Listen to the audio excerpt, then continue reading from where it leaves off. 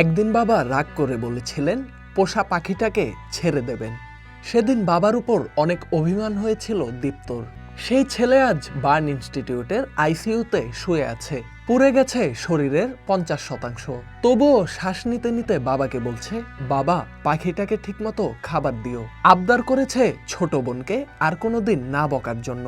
চোখ ভরা জল নিয়ে দীপ্ত বাবাকে বলেছে, আমি বন্ধুদের বাঁচাতে চেষ্টা করেছি, আমি তো মরব না।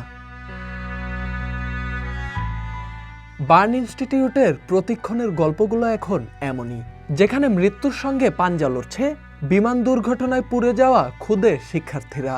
এটাই হয়তো শিশুদের পৃথিবী, যেখানে জীবন মৃত্যুর মাঝে দাঁড়িয়েও তারা খোঁজে নিজের আপন জগৎ।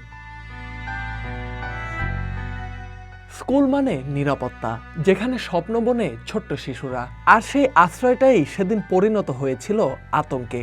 জ্বলন্ত আগুনে পুড়ে গিয়েছিল অজস্র স্বপ্ন, ক্ষতবিক্ষত হয়েছিল শিশুদের শরীর। প্রতিদিন সকালে হাত ধরে স্কুলে যেত দীপ্ত আর তার ছোট বোন নায়রা। সেদিনও গেট পেরিয়ে একে অন্যকে বলছিল আজকে ছুটির পর কি খেলবে। ছুটির ঘন্টা বাজলো। চতুর্থ শ্রেণীর ছাত্রী নায়রা আফরিন গেটের দিকে তাকিয়ে আছে। বড় ভাই দীপ্তর ক্লাস শেষ হলে তারপর একসঙ্গে বাসায় যাবে। ঠিক 10 মিনিট পর মা অপেক্ষা করবে গেটের বাইরে, কিন্তু সেই 10 মিনিট আর এলো না। একটি যুদ্ধবিমান ভেঙে পড়ল ঠিক স্কুলের ওপরেই। শব্দ, আগুন, ধোঁয়ার চিৎকারে যেন থমকে গেল সবকিছু।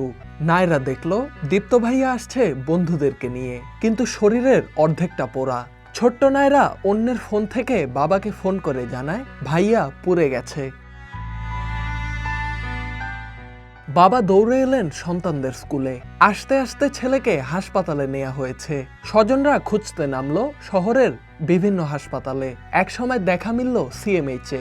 সেখান থেকে জাতীয় বার্ন ইনস্টিটিউটের আইসিইউর 3 নম্বর বেড এখন দীপ্তর ঠিকানা। সেখানে শুয়েই দীপ্ত কথা বলছিলেন বাবার সঙ্গে। বন্ধুদের বাঁচাতে গিয়ে বের হতে বড় দেরি হয়ে যায় দীপ্তর। এই সময়টাতেই পুড়ে যায় তার অর্ধেক শরীর।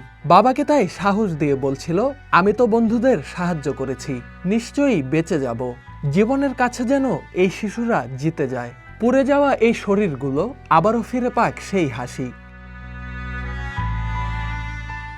Dhaka express desk report.